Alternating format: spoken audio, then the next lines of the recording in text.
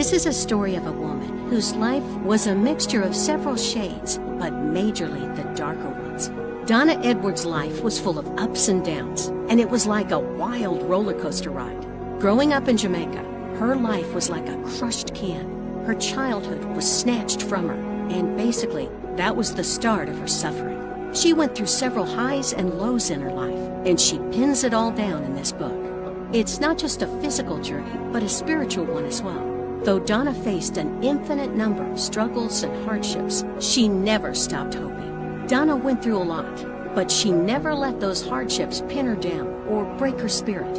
And that is what she wants to portray to the readers, to never stop hoping and believing in themselves. Are you also going through a rough phase in your life? Are your eyes also searching for light?